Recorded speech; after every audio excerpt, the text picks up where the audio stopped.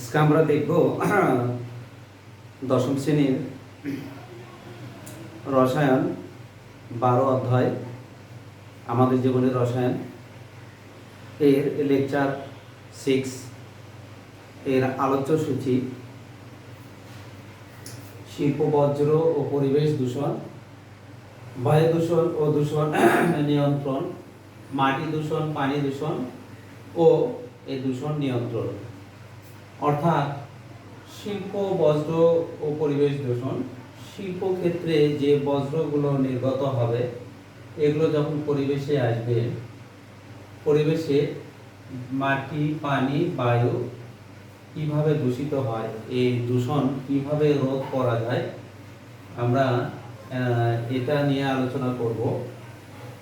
প্রিয় শিক্ষার্থী, আমি আশা করছি যে পুরো ক্লাসটি আমার সাথে থাকবে। শিল্প বজ্র, শিল্পক্ষেত্রে বজ্র। বজ্র বলতে আমরা কি বুঝি, যে শিল্পক্ষেত্রে মূল যে উৎপাদ অর্থাৎ প্রোডাক্ট যেটা, এটা উৎপন্ন হওয়ার পর বাই প্রোডাক্ট যেটা অর্থাৎ উচ্ছিষ্ট যেটা, সেটাকে আমরা কি বলবো? বজ্র বলবো। কি বলবো? বজ্র বলবো। অর্থাৎ আমাদের শিল্পক্ষেত্র কি কি শিল্পক্ষেত্র সেটা আবার দেখতে হবে। যে তোমাদের অনেকেরই জানা আছে অনেক শিল্পক্ষেত্র তোমাদের ভিতরেও আছে, সেটা ক্ষুদ্র হোক বা বৃহৎ হোক। যেমন সাবান ইন্ডাস্ট্রি, সাবান শিল্প, এটি একটি বৃহৎ শিল্প। ডিটারজেন্ট শিল্প এর সাথে আছে, সাবান ডিটারজেন্ট। কসমেটিক শিল্প, ইউরিয়া শিল্প কারখানা, তারপর আর কি বলো তো? তারপরে আরও আছে তোমার সুগার ইন্ডাস্ট্রি অর্থাৎ চিনি শিল্প। এরপরে কি আছে? ফেব্রিক্স, ফেব্রিক্স অর্থাৎ যেটা গার্মেন্টস ফ্যাক্টরি বলে, অনেকে গার্মেন্টস বলে, ফেব্রিক্স। ডাইং শিল্প।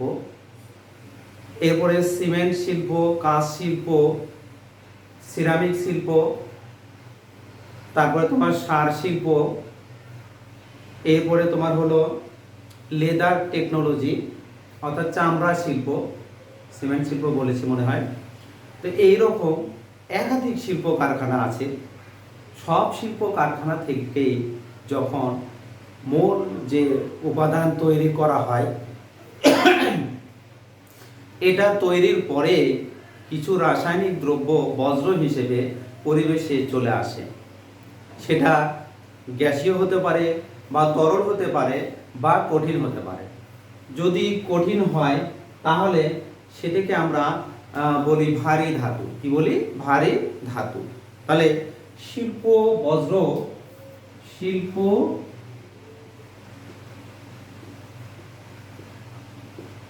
বজ্র, এখানে যদি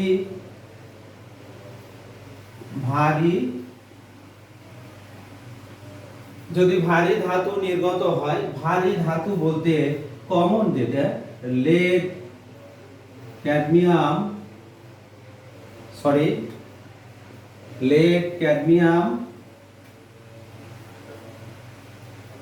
মার্কারি, লেড, ক্যাডমিয়াম, মার্কারি, এগুলো ভারী ধাতু। তাহলে এগুলো শিল্পক্ষেত্রে বিশেষ করে এই ভারী ধাতুগুলো, এই ভারী ধাতু লেড, ক্যাডমিয়াম, মার্কারি, এগুলো চামড়া শিল্প, সিমেন্ট শিল্প, ইউরিয়া শিল্প, এই শিল্প কারখানা থেকে এগুলো কি নির্গত হয়। তাহলে এই ভারী ধাতুগুলো যদি আমাদের পরিবেশে আসে, সেটা কোথায় আসতে পারে? মাটিতে আসতে পারে, পানিতে আসতে পারে বা বায়ুতে আসতে পারে। যদি বলো তো বায়ুতে আবার কিভাবে আসবে? যেহেতু ভারী ধাতু, এগুলো তো বায়ু থেকে পড়ে যাবে নাকি? আমরা যদি একটা ঢিল ছুরি বা একটা পাথর নিক্ষেপ করি, সেটা পড়ে যায়, তাই তো? তাহলে এগুলো কিভাবে ঢুকবে? আসলে এগুলো এত সূক্ষ্ম যে আমরা খালি চোখে দেখতে পারবো না, খালি চোখে দেখতে পারবো না। এগুলো ন্যানো পার্টিকেল হিসেবে ক্ষুদ্র কণা হিসেবে বাতাসের সাথে আমাদের এই নাসারন্ধ্র দিয়ে আমাদের শরীরে প্রবেশ করবে। ফলে কি করবে? এই ধাতুগুলো যদি আমাদের শরীরে প্রবেশ করে তাহলে ক্যান্সার সৃষ্টি করবে, আমরা মৃত্যুর সম্মুখীনও হতে পারি। এছাড়াও দেখো, যদি লেড, এটি তোমার বায়ুস্থ যে অক্সিজেন আছে এই অক্সিজেন দ্বারা এটি জারিত হয়, এটি জারিত হয়, অর্থাৎ লেড মনোক্সাইড তৈরি করে, লেড মনোক্সাইড তৈরি করে। এটি একটি বিষাক্ত অক্সাইড, মানুষের শরীরের জন্য অত্যন্ত অত্যন্ত ক্ষতিকর। তাহলে এইভাবে আমাদের কি করে, পরিবেশকে দূষিত করে দেয় বা আমাদের শরীরে এটি প্রবেশ করে। যদি পানিতে প্রবেশ করে, যদি এটি পানিতে প্রবেশ করে, পানির ভিতরে যে প্রাণীকুল আছে এই প্রাণীকুলের মারাত্মক ক্ষতি সাধিত হবে, অর্থাৎ প্রাণীর বংশ বিস্তার আর হবে না। তাহলে এইভাবে কি ভারী ধাতু আমাদের কি করে, ক্ষতি করে। এবার দেখো, যদি শিল্প কারখানা, যেমন সাবান শিল্প তোমাদের আছে, যে সাবান ও ডিটারজেন্ট শিল্প, এই সাবান ও ডিটারজেন্ট শিল্পে অতিরিক্ত ক্ষার ব্যবহার করা হয়। অতিরিক্ত ক্ষার বলতে আমরা কি ব্যবহার করি এখানে, মূলত হলো কি, যে সোডিয়াম হাইড্রোক্সাইড, পটাশিয়াম হাইড্রোক্সাইড ক্ষার। এটা কি কোন শিল্প হতে নির্গত হবে, সাবান শিল্প। সোপ ইন্ডাস্ট্রি বা ডিটারজেন্ট ইন্ডাস্ট্রিতে এই কস্টিক সোডা এবং কস্টিক পটাশ ব্যাপকভাবে ব্যবহার করা হয়। তোমরা বুঝতে পারছো, এই ক্ষার যদি মাটিতে আসে তাহলে মাটির যে পিএইচ মান অত্যধিকভাবে বেড়ে যাবে, মাটির পিএইচ মান বেড়ে যাবে। অর্থাৎ মাটির পিএইচ মান গ্রহণযোগ্য কত, আমি গত ক্লাসে লিখে দিয়েছিলাম 3.5 থেকে 9.5 এর কাছাকাছি অ্যাপ্রক্সিমেটলি। তাহলে মাটির পিএইচ এটা, যদি ক্ষার মাটিতে পড়ে তাহলে মাটির উর্বরতা নষ্ট হবে, অর্থাৎ মাটির পিএইচ মান হুট করে বেড়ে যাবে, এত বেশি বেড়ে যাবে মাটি অনুর্বর হবে। সেই ক্ষেত্রে আমাদের কৃষির যে দ্রব্য অর্থাৎ ফসলাদি ওই মাটিতে জমবে না, ফলবে না। যদি আমরা এই অতিরিক্ত আমরা কি করি, এই সাবান শিল্পে কস্টিক সোডা ব্যবহার করি, তাহলে এটিকে আমরা কি বলবো, শিল্প বজ্র। এছাড়াও দেখো, যদি এই ক্ষার যদি পানির সাথে মিশে যায় তাহলে পানির কি হবে, পানির পিএইচ মান বেড়ে যাবে। আমরা তো জানি নিরপেক্ষ পানির পিএইচ মান কত, 7। তাহলে যখনই ক্ষার মিশে যাবে পানির পিএইচ গ্রেটার দেন 7, অর্থাৎ 7 এর উপরে হয়ে যাবে। তাহলে এই পানি কিন্তু আমরা পানের অযোগ্য হবে, বা পানি দ্বারা আমরা যে সেচ কার্য করব বা অন্য কার্য সম্পাদন করব, সেটাও সম্পাদন করা সম্ভব হবে না। এছাড়াও যদি নদীর পানিতে বা পুকুরের পানিতে পড়ে তাহলে পুকুরের মাছ মারা যাবে, নদীর অন্যান্য প্রাণীকুল মারা যাবে, অর্থাৎ অনুকূল পরিবেশ আর থাকবে না। তাহলে আমাদের কি করতে হবে, যে এই শিল্প, তার মানে কি, আমরা সোপ ইন্ডাস্ট্রি বা ডিটারজেন্ট ইন্ডাস্ট্রি এটাকে আমরা করব না, আমরা কি চালাবো না, আমাদের সাবান দরকার আছে না, আছে কি, আছে। তাহলে সেই ক্ষেত্রে আমাদের কি করতে হবে, এই যে কস্টিক সোডা বা কস্টিক পটাশ এগুলো যদি অতিরিক্ত নির্গত হওয়ার আগে, অর্থাৎ পরিবেশে মেশার আগেই এদেরকে ওখান থেকে সরাতে হবে, অর্থাৎ সমূলে বিনাশ করতে হবে। এই নীতিটাকে আমরা বলি গ্রিন কেমিস্ট্রি। আমরা একাদশ শ্রেণীতে পড়বো উচ্চতর লেভেলে, যে গ্রিন কেমিস্ট্রি। অর্থাৎ তুমি যখন কোনো ইন্ডাস্ট্রি করবে, এই ইন্ডাস্ট্রি করার ক্ষেত্রে তোমাকে শিল্প বজ্র যেগুলো নির্গত হবে, এই নির্গত হওয়ার আগে এগুলোকে কিভাবে রোধ করা হয়, এটা আমাদের গ্রিন কেমিস্ট্রি আওতায় পড়ে। তার মানে আমরা অবশ্যই ইন্ডাস্ট্রি চালাবো বা শিল্প কারখানা চালাবো। শিল্প কারখানা হতে যে বজ্র, যে গ্যাস বা বজ্র যে পদার্থ, বজ্র যে ধাতুগুলো, এগুলো যেগুলো নির্গত হবে, এগুলো যেন নির্গত হওয়ার আগে ওখান থেকে আমরা নির্মূল করতে পারি বা রোধ করতে পারি, তবে আমরা কি ইন্ডাস্ট্রি চালাতে পারবো। তারপরে দেখো, এটা গেল সাবান শিল্প হতে যে গ্যাসীয় যে কি বজ্র নির্গত হবে। এখন আমরা দেখো এখানে সকলে একসাথে আমি লেকচার দিচ্ছি, যে বায়ু দূষণ, তারপরে কি মাটি দূষণ, পানি দূষণ, প্রত্যেকটা শিল্প হতেই এই দূষণগুলো ঘটাবে। আমরা দেখো ইউরিয়া শিল্প তোমাদের আছে, যে ইউরিয়া শিল্প, তাহলে ইউরিয়া শিল্পই আমাদের কি বজ্র নির্গত হয়? ইউরিয়া শিল্প, ইউরিয়াতে আমাদের কি ব্যবহার করা হয়?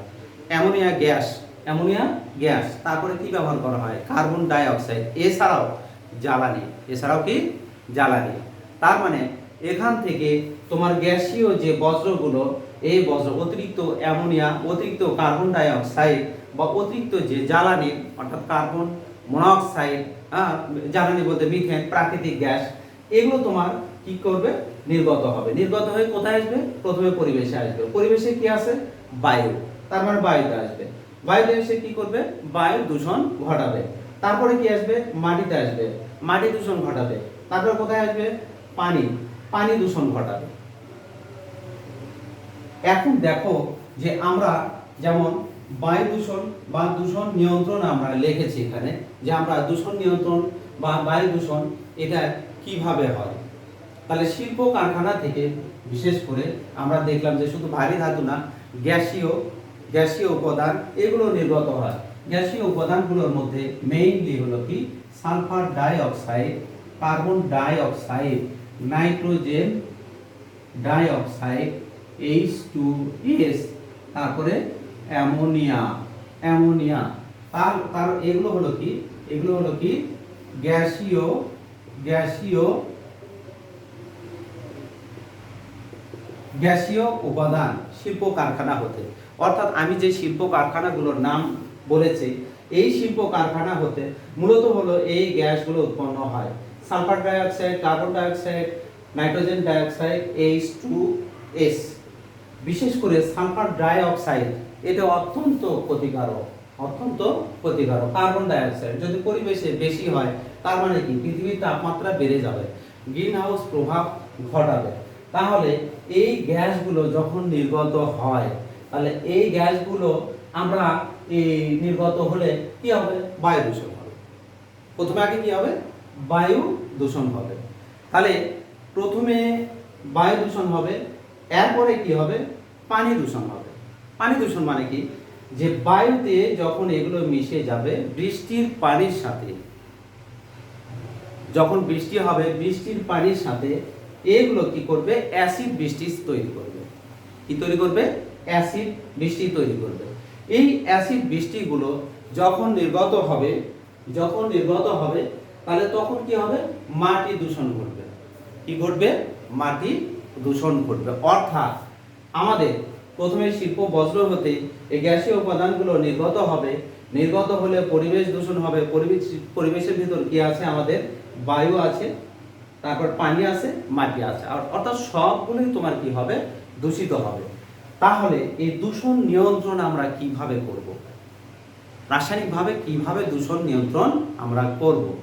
তাহলে এই গ্যাসীয় উপাদানগুলো যখন নির্গত হয়, নির্গত হওয়ার পূর্বেই ওই যে শিল্প কারখানা থেকে নির্গত হবে, সেই শিল্প কারখানায় যদি অতিরিক্ত কিছু যন্ত্রপাতি সেট করি বা কোনো প্ল্যান করি, তাহলে কিন্তু এই দূষণ নিয়ন্ত্রণ রোধ করা সম্ভব। এইরূপ যেমন প্রভাবক, অর্থাৎ প্রভাবক দ্বারা এদেরকে আমরা নিয়ন্ত্রণ করব।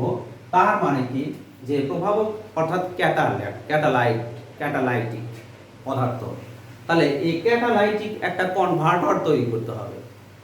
অর্থাৎ প্রভাবকীয় রূপান্তরের মাধ্যমে sulphur die oxide, carbon die oxide, nitrogen die oxide এদেরকে আমরা নিয়ন্ত্রণ করে সালফার ডাই অক্সাইড হতে অক্সিজেন, নাইট্রোজেন ডাই অক্সাইড হতে nitrogen oxygen, carbon die oxide হতে অক্সিজেন, অর্থাৎ যেগুলো উপযোগী উপাদান সেগুলোতে আমরা রূপান্তর করতে পারি। ফলে এই গ্যাসগুলো আর নির্গত হবে না। এছাড়াও আর কি করা যায়?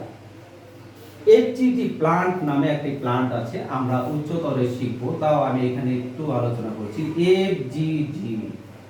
এফজিডি প্লান্ট, এফজিডি প্লান্ট, এই প্লান্টটার মাধ্যমে কিন্তু আমরা এই যে গ্যাসীয় যে উপাদানগুলো, এই গ্যাসীয় উপাদানগুলো যখন বজ্র হিসেবে আসবে এদেরকে আমরা কি করতে পারি? রোধ করতে পারি। আচ্ছা, তাহলে এফজিডি, এফ মানে ফ্লু গ্যাস, ফ্লু গ্যাস অর্থাৎ শিল্প কারখানা হতে নির্গত গ্যাস, ফ্লু গ্যাস। এইটা হলো ডি মানে ডিসালফিউরাইজেশন, ডিসালফিউরাইজেশন, অর্থাৎ যদি কোনো শিল্প কারখানা হতে সালফার ডাই অক্সাইড নির্গত হয়, তাহলে আমাদের এমন একটি ব্যবস্থা করতে হবে যেন এই নির্গত গ্যাসটি এটা ওখানে সমূলে বিনাশ হয়, অর্থাৎ বিলুপ্ত হয়। কিভাবে?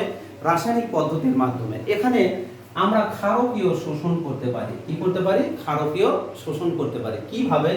যদি আমরা ক্যালসিয়াম অক্সাইড এই গ্যাসের মধ্য দিয়ে, এই চুনের পানি বা চুন ক্যালসিয়াম অক্সাইডের মধ্য দিয়ে এই গ্যাস যদি আমরা চালনা করতে পারি, সেই ধরনের যদি একটি প্রক্রিয়া তৈরি করতে পারি, তার মানে এই ক্যালসিয়াম অক্সাইড এই সালফার ডাই অক্সাইড এর সাথে বিক্রিয়া করে ক্যালসিয়াম সালফাইড এরূপ একটি লবণ তৈরি হবে, যেটা আমরা পরবর্তীতে ব্যবহার করতে পারি। এটা বেশি ক্ষতিকারক আর এটা হলো কম ক্ষতিকারক, অর্থাৎ ক্ষতিকারক নয়। এছাড়াও তাহলে এটাকে আমরা কি বলবো? যে এফজিডি প্লান্ট অর্থাৎ ক্ষারকীয় শোষণ। গ্যাসীয় যে উপাদান, এই গ্যাসীয় উপাদানগুলোকে ক্ষারীয় মাধ্যমে আমরা কি করব? শোষণ করব। করে শিল্প বজ্রগুলোকে আমরা কি করব? রোধ করব নির্গত হওয়া থেকে। তার মানে আরো দেখো যে আরো আছে এখানে যে ক্যালসিয়াম কার্বনেট অর্থাৎ চুনা পাথর এর সাথে সালফার ডাই অক্সাইড। দেখো এটা ক্যালসিয়াম সালফেট ও কার্বন ডাই অক্সাইড তৈরি করবে, অর্থাৎ এটা অধিক ক্ষতিকর আর এগুলো ক্ষতিকর নয়। তাহলে এইভাবে আমরা কি করতে পারি? যে ক্ষারকীয় মাধ্যমে শোষণ করে এই গ্যাসীয় উপাদানগুলোকে আমরা তুলে নিতে পারি বা রোধ করতে পারি নির্গত হওয়া থেকে। তারপরে দেখো তাহলে এইভাবে আমরা কি করতে পারি? দূষণ রোধ করতে পারি। এরপরে পানি দূষণ। দেখো পানি দূষণ অর্থাৎ এটা তো গ্যাসীয় বজ্র গেল। এছাড়াও তরল বজ্র আছে, শিল্প কারখানা হতে নির্গত তরল বজ্র, বিশেষ করে ট্যানারি শিল্প, তারপরে তোমার হলো টেক্সটাইল শিল্প অর্থাৎ ফেব্রিক্স অর্থাৎ গার্মেন্টস শিল্প যেটা। তাহলে তোমরা যদি কখনো ঢাকায় যাও, অনেকেই ঢাকায় গিয়েছো, ঢাকায় যখন যাও, ঢাকা কোন নদীর তীরে অবস্থিত বলো তো? কোন নদী? বুড়িগঙ্গা নদী, তাই না? তাহলে বুড়িগঙ্গা নদীর দিকে যদি তাকাও তাহলে দেখবে নদীর পানি কি রকম। করতোয়া নদীর চাইতেও আরো উন্নত নাকি? আরো বেশি দূষিত। আসলে ঢাকায় এত ইন্ডাস্ট্রি বা এত গার্মেন্টস, যে এই গার্মেন্টস থেকে যে তরল বজ্র নির্গত হয় সবগুলো এই বুড়িগঙ্গা নদী বা এই নদীর পানিতে ফেলে দেওয়া হয়, অত্যন্ত বিষাক্ত। তার মানে যে শিল্পর যে বজ্র, এর মধ্যে ইম্পর্টেন্ট আরেকটি ফ্যাক্টর যে শিল্প বজ্র, সেটা হলো কি? তরল বজ্র। তাহলে এই তরল বজ্রগুলোর মধ্যে কি থাকে? এই তরল বজ্রগুলোর মধ্যে একাধারে তোমার কি থাকবে? যে ভারী ধাতুগুলো থাকবে, ভারী ধাতুগুলো নির্গত হয়। তারপরে তোমার হলো কি? বজ্র গ্যাস নির্গত হয়, সেই গ্যাসগুলো আবার পরিবেশে চলে আসে, এসে তোমার কি করে? পরিবেশ দূষণ করে, মাটি দূষণ ঘটায়। তাহলে এই যে আমরা তরল যে বজ্রগুলো, এই তরল বজ্রগুলোকে আমরা কিভাবে রোধ করব? অর্থাৎ এই যে গার্মেন্টস ফ্যাক্টরি থেকে যে বজ্রগুলো তরল নির্গত হচ্ছে, এদেরকে আমরা কিভাবে রোধ করব? এটাও করা যায়। এটা কোন পদ্ধতিতে করা যায়? যে তরল বজ্রগুলো ইটিপি ইতে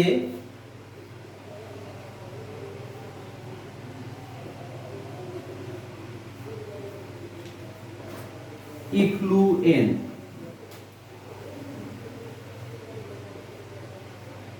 টিতে treatment,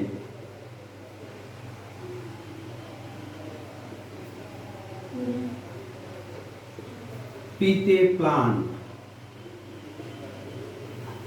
effluent treatment plant. Effluent বলতে আমরা কি বলছি? তরল বজ্র। এদেরকে আমরা কি করব? ট্রিটমেন্ট মানে ট্রিট করব একটা প্লান্ট করে। তার মানে যে আমরা শিল্পে যে যে তরল বজ্রগুলো নির্গত হবে সেটা আমরা ইটিপি এর মাধ্যমে শোষণ করব।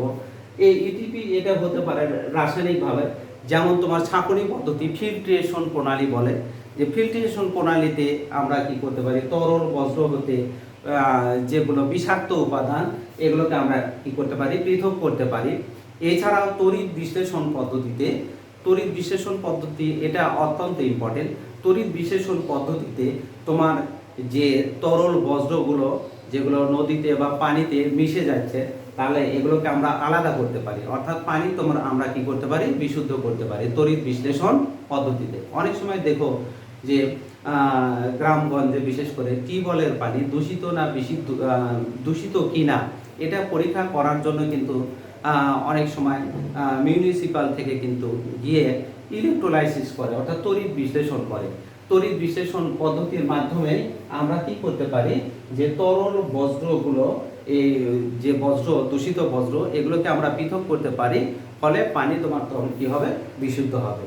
আর দেখো এত ইন্ডাস্ট্রি বা এত শিল্প কারখানা যে গড়ে উঠছে, আমরা যদি এই তরল বজ্র, এই বজ্র পদার্থগুলো পানি হতে দূর না করতে পারি, তাহলে অদূর ভবিষ্যতে আমরা কিন্তু বিশুদ্ধ পানি আর পাবো না, বিশুদ্ধ পানি আর পাবো না। তার মানে যে আমরা দেখো যে আমরা যে বজ্রগুলো নির্গত হবে, তাহলে এই নির্গত বজ্রগুলো যেন নির্গত হওয়ার পূর্বেই আমরা এমন প্ল্যান্ট তৈরি করি যেন পরিবেশ দূষিত না হয়।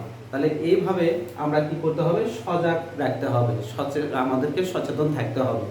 আমরা যেন ইন্ডাস্ট্রি ঠিকই চালাবো, সিমেন্ট শিল্প, সার শিল্প, ইউরিয়া শিল্প, চামড়া শিল্প বা গার্মেন্ট শিল্প সবগুলোই চালাবো, কিন্তু এগুলো হতে যে বিষাক্ত গ্যাসীয় বজ্র বা বিষাক্ত ভারী ধাতব কণা বা বিষাক্ত তরল বজ্র যেগুলো নির্গত হবে, এই নির্গত হওয়ার আগেই যেন আমরা বিনাশ করতে পারি, এই বিষয়ে আমাদের সচেষ্ট থাকতে হবে। তো প্রিয় শিক্ষার্থী, এই ছিল আজকে আমার ক্লাস।